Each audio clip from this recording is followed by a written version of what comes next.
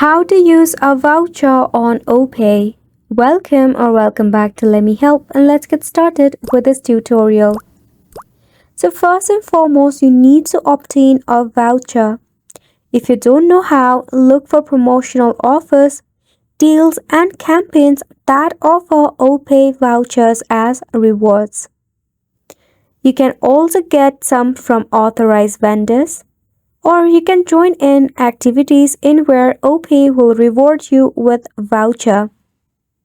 Next, once you have a voucher code, you need to open the Opay application that is easily available in your Play Store or App Store. Once you are logged into your Opay app, navigate to your voucher or gift card section. It's usually found on the menu or homepage option.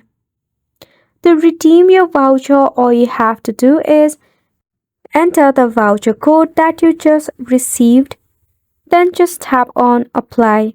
If the voucher code is valid, you'll be able to use the voucher balance.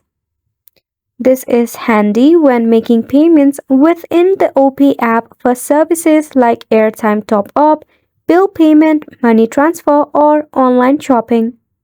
You can choose to use your voucher balance during checkout.